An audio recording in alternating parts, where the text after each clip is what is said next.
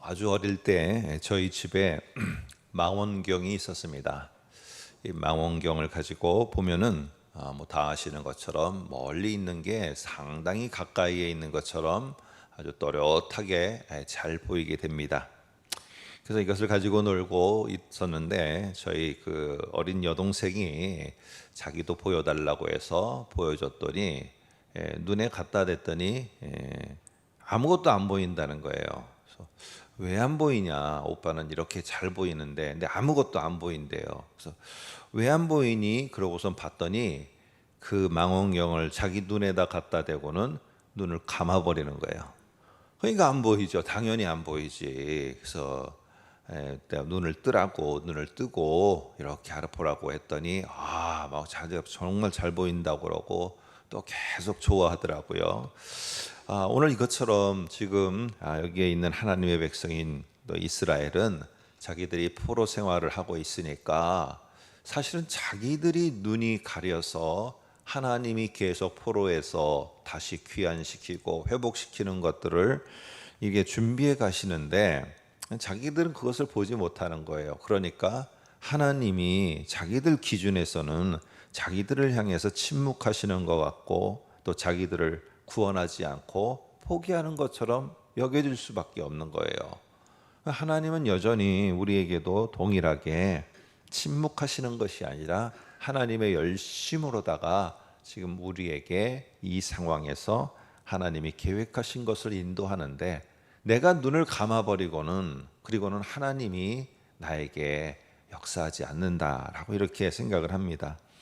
오늘 저와 여러분이 읽은 이 53장은 예수 그리스도에 대한 예언으로 이미 잘 알려진 그러한 성경입니다. 그러나 예수 그리스도와 함께 우리가 한번 조금 더 이런 관점에서 53장을 보려고 합니다. 여호와의 종은 어떠냐 하면은 이런 것이다 하고 뒤에 나오는 이야기에 대해서 여호와께서 하나님께서 보내신 종은 이렇다라고 말합니다. 그러면서 여호와의 종이 이렇게 하는 말들이나 아니면은 여호와의 종에 관한 앞으로 올 너희의 구원자에 관한 이야기를 할 때 이스라엘의 사람들은 어떻게 했느냐 1절을 보니까 이렇게 말합니다. 우리가 전한 것을 누가 믿었느냐 이렇게 말을 합니다. 그러니까 구원의 통로로다가 하나님이 그 사람을 쓰는데 그 사람의 모습을 그들은 인정을 하지 않는 거예요. 그들이 아무리 인정을 하려고 하더라도 하나님이 구원하시고 하나님이 또 인정하고 보낸 종의 모습은 이럴 것이다 라고 말하는 것에 대해서 그들의 기준에서는 이게 안 맞는 거예요. 아니 이게 무슨 하나님이 보낸 구원자고 이게 무슨 하나님이 하나님의 사람으로서 보낸 자의 모습이야. 왜 그러느냐? 오늘 그의 존재는 2절 보니까 그는 주 앞에서 자라나기를 연한 순 같고 마른 땅에서 나온 뿌리 같아서 아무리 찾아도 고운 모양, 풍채 아무것도 없고 흠모할 만한 우리가 기대에 적어도 10가지를 기대했으면 10가지는 말고 한 가지라도 좀 우리의 기대에 맞아야지 그가 우리를 구원하러 온 자이라고 인정을 하지. 아니 아무리 보더라도 그런 것들이 없는데 어떻게 그걸 인정한단 말인가. 오늘 그들은 하나님께서 하나님이 구원을 위해서 그 백성의 구원을 위해서 보낸 자들이 자기들이 생각하는 것하고는 너무나 다르기 때문에 그것에 대해서 비난만 하고 비판만 할지 거기에 대해서 하나님이 역사하실 것을 보지 못한 것이죠. 뭐 잘 아시는 것처럼 예수님의 그 초라한 출신 배경 그리고 그 모든 것들을 본 그 종교 지도자들 유대인들은 그를 거짓 선생으로다가 매도하고 결국 그 예수 그리스도를 배척하게 됐어요. 그러니까 예수님이 하시는 말씀이 너희가 눈이 있어도 보지 못하고 귀가 있어도 듣지 못하느냐 하면서 이사야가 했던 말을 갖다가 그대로 또 인용해서 합니다. 그러니까 지금 자기들이 눈이 멀어서 보지 못하고 있는 것을 갖다가 깨닫지는 못하고 이상하다는 거예요. 안 보인다는 거예요. 그런데 왜 도대체 그게 하나님이 우리를 구원하러 보낸 자이라고 그렇게 믿고 받아들이라고 하느냐는 거예요. 아니라는 거예요. 아무리 봐도 그게 보이지가 않는다는 거죠. 여러분, 우리는요 지금 이 상황에서 우리의 눈을 감을 것이 아니고, 우리의 눈을 감았다는 것을 못 깨닫는 것이 아니고, 우리가 조금 더 우리의 눈을 열어서 우리가 아침마다 새롭고 늘 새로운 일로 이 어려운 순간에도 하나님이 오늘 하루하루를 인도해 가시고, 그 인도하는 길이 그저 하루를 버텨서 그렇게 살아가게 하는 게 아니라, 하나님이 저기에 계획해 놓으신 그곳을 향해서, 후원과 회복을 향해서 계속적으로 오늘도 이끌고 있고, 오늘도 함께하고 있고, 오늘도 구원하고 있다는 사실을 우리가 볼 수 있어야 돼요. 그것을 보는 사람은 결국에 어두워져 간다고 말하지 않습니다. 자꾸 침울해 간다고만 말하지 않고, 오늘 그 속에서 하나님의 놀라운 은혜를 보게 되는 겁니다. 여러분, 우리가 나이가 들어가고 점점 생명의 이제는 마지막 종착점이 다가오고, 그러는 모습을 보면서 점점 나는 이제 어두워져 가고 있고 점점 쇠약해져 가고 있다 라고만 보는 것이 아니라, 천국이 가까움으로 말미암아 나는 새로운 날이 나에게 도래할 것이고, 그 날이 내 앞에 점점 가까이 오고 있다. 여러분, 이렇게 받아들이게 되면은 지금 이 상황을 어둡고 힘들고 또한 그런 부분들만 있는 게 아니고요, 저기에 저 하늘나라가 내게 점점 가까이 오고 있다, 이렇게 보게 되면은 오늘 하루도 참으로 버텨서 힘들고 어렵지만은 하루하루가 새롭게 내게 다가오게 되는 겁니다. 오늘 4절부터 6절까지는요 이렇게 온 그 구원을 하나님의 종도 그 방법 역시도 조금 이해가 안 돼요. 이해가 안 되는데, 그 표현을 이렇게 대조를 통해서 4절에 표현을 하고 있습니다.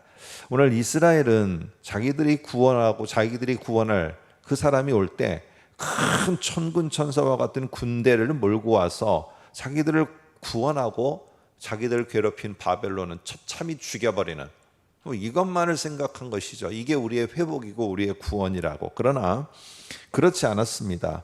오늘 여기에 예언되는 것은 어떻게 되느냐, 이렇게 말합니다. 그는 실로 우리의 질고를 지고 우리의 슬픔을 당하였거늘.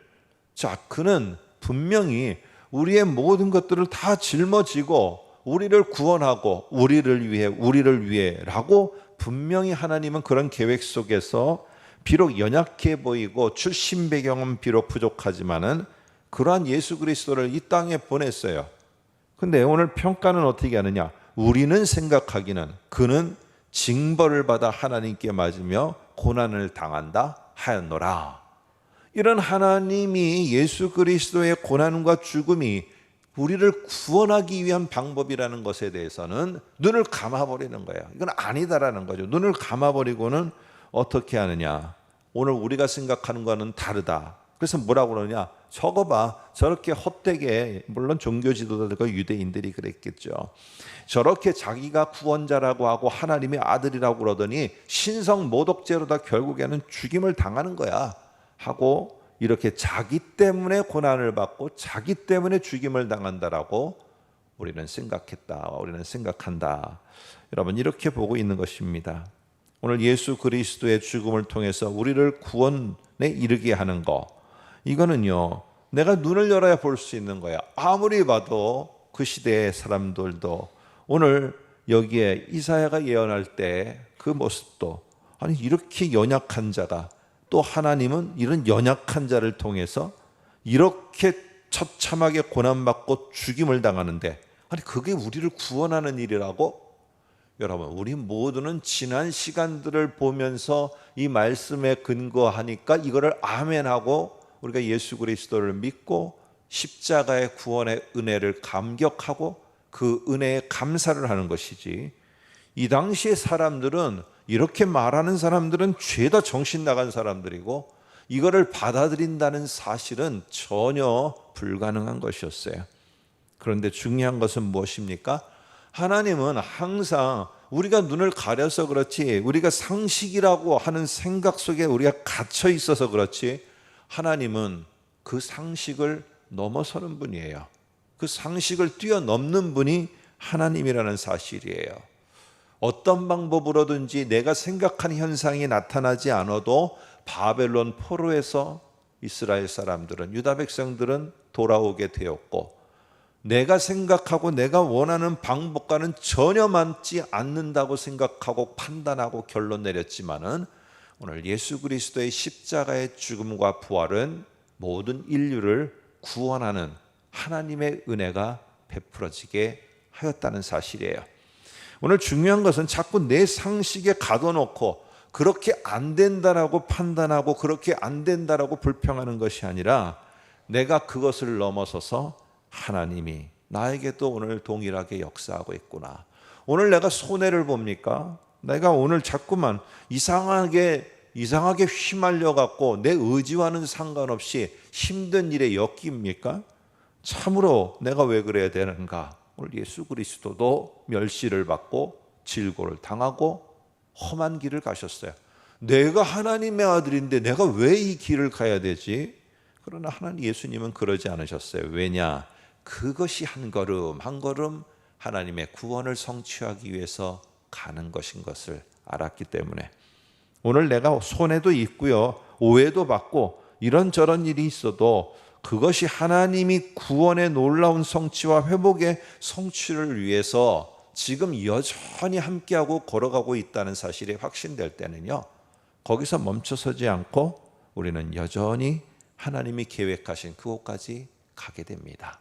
아무쪼록 우리의 눈을 열어서 우리 상식 이상에서 역사하시는 그 하나님이 오늘 여러분과 함께 하신다는 사실을 꼭 기억하면서 이번 한 달도 어렵고 덥고 지치고 힘들지만은 끝까지 잘 인내로서 믿음의 경주를 하시기를 간절히 부탁드립니다. 기도하겠습니다.